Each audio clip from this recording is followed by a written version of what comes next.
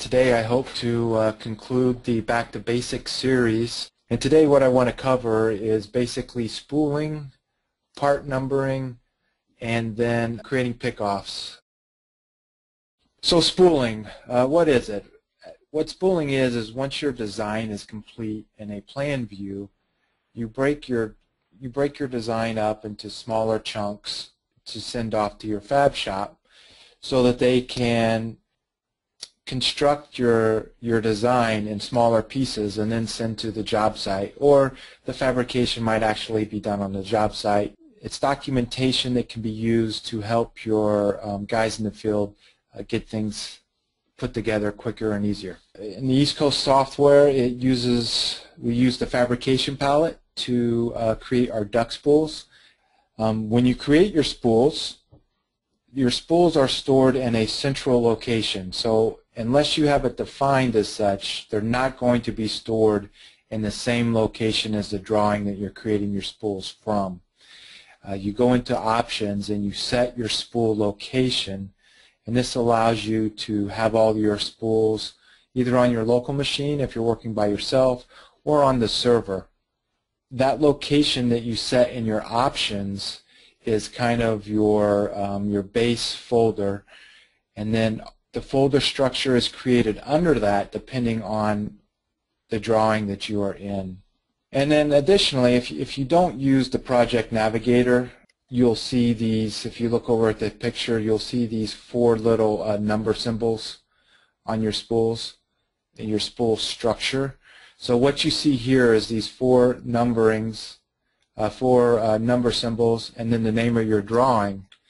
This will be the folder structure that you see after the folder that you select inside of your options. So you'll select your base folder, and then added onto that will be this folder structure here. Now additionally, if you use the project browser system and create projects inside of AutoCAD MEP, instead of the four little number symbols, what you will see instead is the name of your project. So that'll get filled in automatically for you. Once you create your spools are created from just a drawing template, the same as any other AutoCAD drawing, and that's customizable 100% by you as long as you follow a few simple rules. They're very simple to create. They're identical to any other template except on how you set up your schedules to make sure that they get auto-populated when you create the spool drawing. A couple tips down here at the bottom. You can use your tool tips and your legends to distinguish spools in the main drawing. And what I mean by that is on your tool tips you can use your property sets to create customized tool tips that'll show you what your ductwork, what spool it belongs to, and then we can color up the ductwork based on the color of the spools, and then create a legend that will also show that. And then finally, when you're all done with your spools, you can go ahead and add those and create a sheet set out of them to make sure that you can print them pretty easily. So that is a very low-level overview of the spooling function. So we're going to get into how to spool right now. But before we do that, we need to discuss part numbering. Part numbering is a process of going through the drawings and assigning part numbers to all of your ductwork. So duplicate sizes of ductwork will get duplicate numbers, and ductwork that are different in length or width or depth or specification will get a different duct number. And to set up those options for spooling and part numbering and all of that, we go into the EastCoast options, which is started by just typing OP on the command line, then going to the EC Tools tab, and you're going to come down to the duct spool options, and you are going to see the first text box you're going to see here is the duct spool drawing template, and that is the location of the template to create the duct spools from. By default, it's pointed to the EastCoast template, but if you create your own, you'd obviously point it to that location instead. The duct spool's route path, this is what I was speaking about earlier, which is the base location for all of your spools. By default, it's going to go into your My Documents directory. But if you're working in a multi-user environment, you're probably going to want to put those on the server somewhere. And so you would set that base location here. Then what I was speaking about earlier, when you're working on a specific drawing, the final location of where that spool is going to end up at is going to look something like this. Drawing 1 as your folder. So you'll have your main folder path here, and then you'll have these 4, actually I drew X's, they're actually number symbols like that, and then the name of your drawing as a folder, and then you would have your different spools drawings after that. So that can be a server location so everyone will have access to them. And then these final 2 text boxes are very advanced subjects, something we're not going to get into today, but it basically sets the name of the folder path, and that's what I was just showing right here. So it sets this name here, and here it would be, drawing 1. This first box sets that, and then the second box sets the file name of the individual spools. And again, that's an advanced subject that we won't be getting into today. And that's all we need to look at. While we're here, we can look at our pickoff options really quick. And it's basically the same thing we just went through when we're creating a pickoff. There's the base folder location, and then there's the 2 advanced options. We don't have a duct spool or a duct pickoff drawing template because when you create a pickoff, a drawing is not created. It's just a text file that gets sent over to DuctMaker. And I didn't explain exactly what a pickoff was, but it's basically a process that takes your 3D design, encapsulates all of that information, and sends it off to DuctMaker to be fabricated. So let's go ahead and look at our design that we have here. And the first thing we need to do before we create a spool drawing is go ahead and number our duct.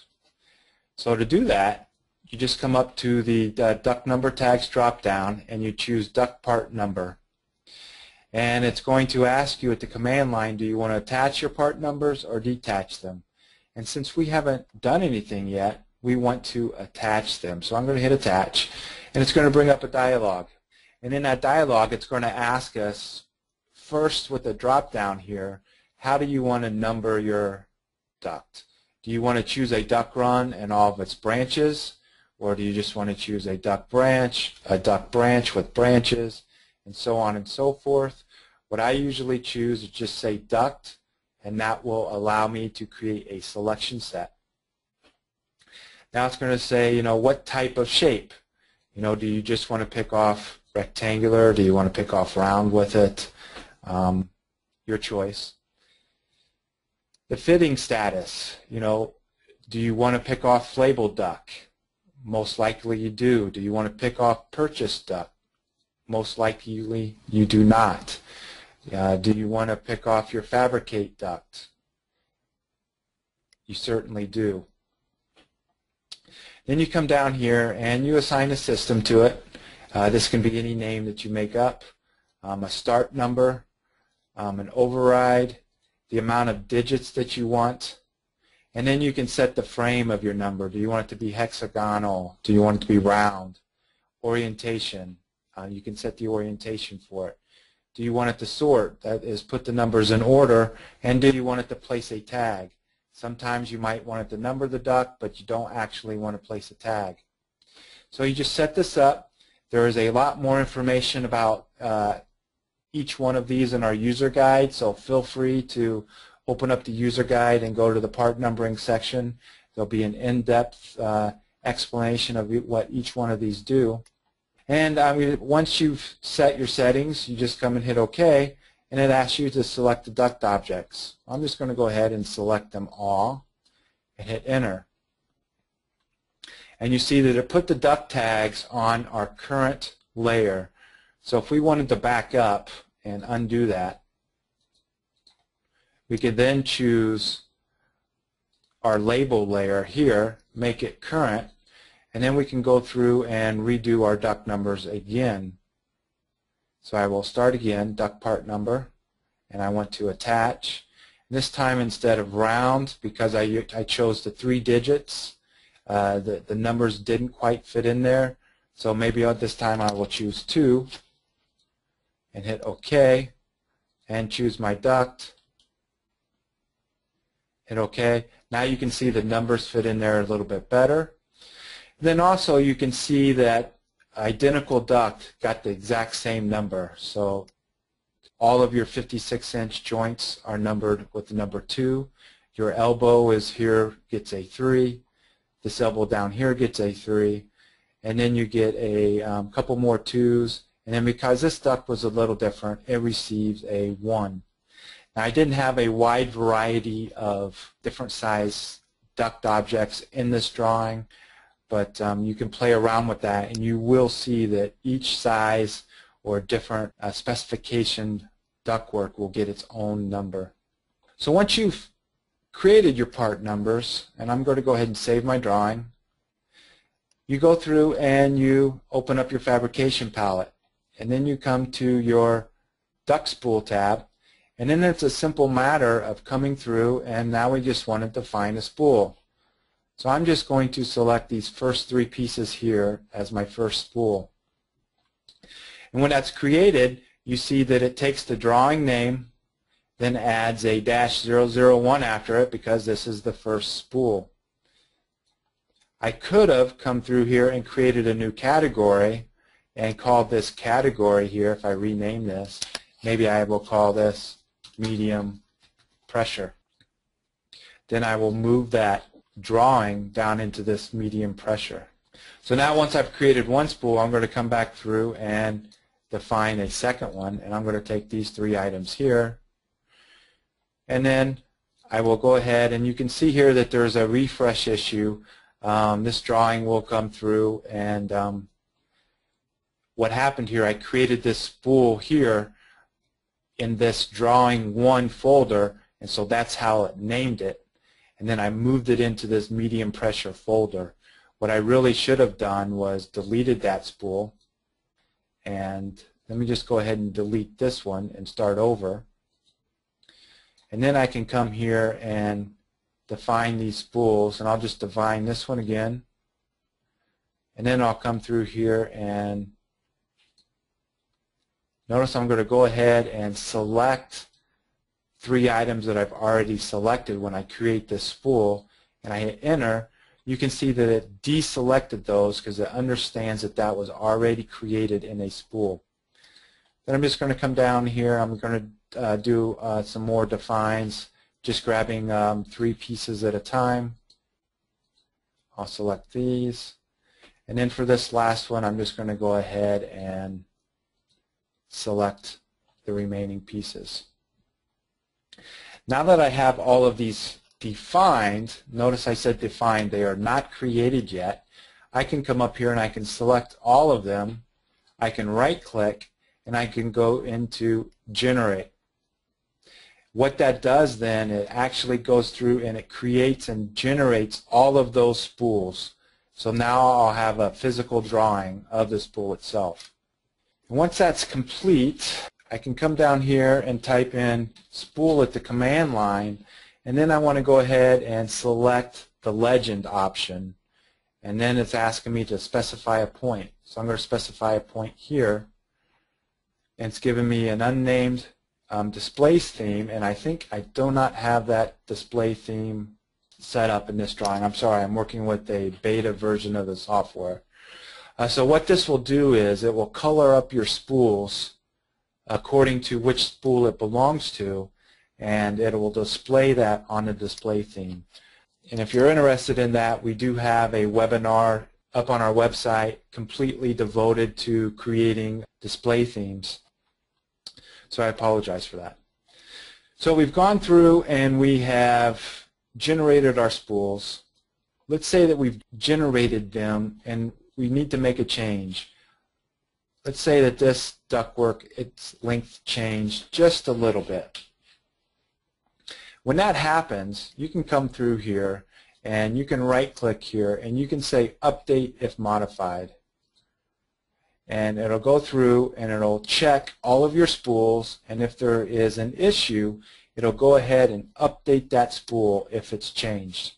You can see right here that it updated the spool 5, which was the one that we changed. If you're curious about what spool contains what items, you can come to a spool, right-click on it, and you can say Select, and it'll go through and it'll select all the items that are in that spool. One other option that is on the right-click dialog is the Verify. So if I hit Verify, it'll go through and check all of your spools again, but this time it will not update. It'll just tell you if there is something wrong. And it'll tell you if something's wrong by generating an error. In this case, no error was generated because all of your spools were okay. If I came back here and I modified this duct again, then came over here and did a Verify, again it's going to go through all of the spools, and then this time it should pop out an error and say spool number 5 was incorrect. And if I bring up the command line again, you can see it completed with errors. See the log for details.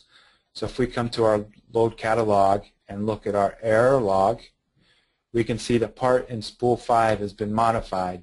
Well, to fix that, we just come down here, hit right-click on the spool, and just say Update. That spool drawing should now be synced with what we see in this what we see in our main drawing. So now let's look at a spool. We can do that by just right-clicking on it, coming down, and selecting Open. This opens up the actual spool drawing itself. Once it opens for the first time, it goes ahead and fills out all of the schedules that we might have in here.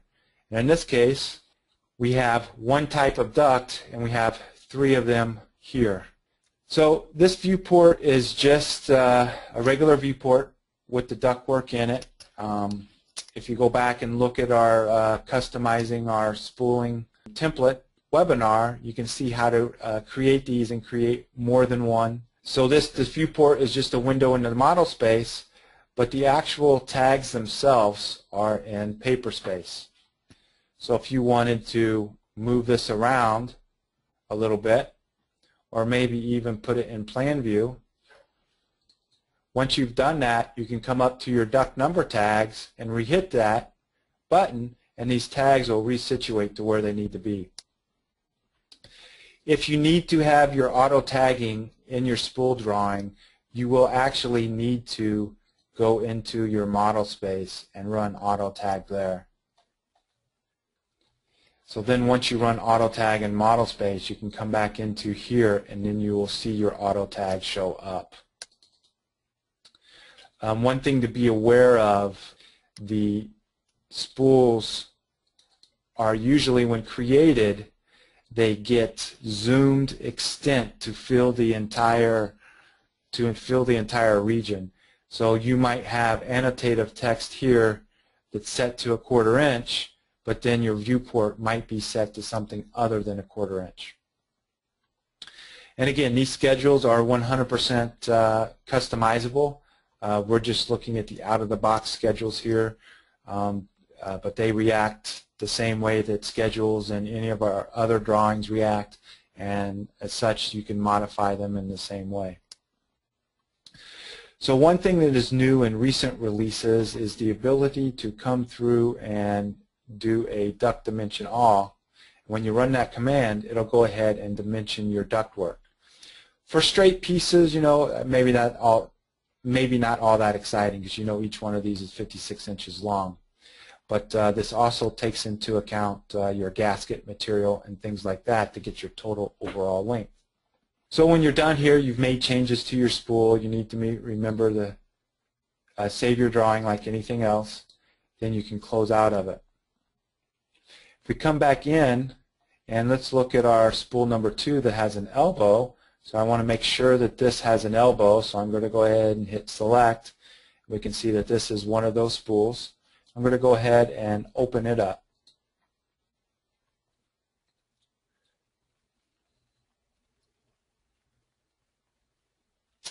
So it comes in, and again, we're in isometric mode. We can come through and put in our duct numbers, our duct dimension, and it'll go ahead and it will attempt to dimension the ductwork from center line to center line as best as it can. There might be times when you need to move those around, or possibly even move some of these tags away from the dimensions. But these are just multi-liters, so it becomes very easy to do. You just click and drag it where you need it to go. And you can get your duct updated and looking exactly how you need it to look to send off to your shop. And as I mentioned, these are just viewports, so I can come in here and change the shading on this if I so want. Just be aware that you probably won't be able to see your full dimension lines unless you either rotate the duct the way you want, or if you just go back to a wireframe view.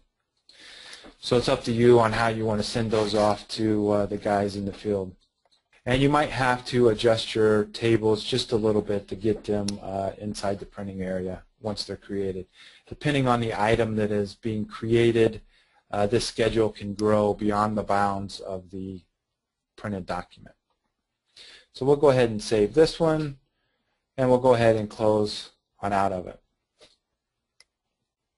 So once you've gone through and you've gotten your spools the way that you want, prettied up how you have your company standards, the final thing to do is to send the information on down into DuctMaker. And to do that, we need to create a pickoff. So we're going to come into our pickoff area here, and the same way that we defined a new folder for our spools, we're going to do it for our pickoffs also. And so first, when you go to create a pickoff, it's going to ask you, what do you want to pick off? Very similar to the way we did the part numbers. There's just a few less options to set up. So I don't want to pick off my labels in this case, which would be our full joints of ductwork.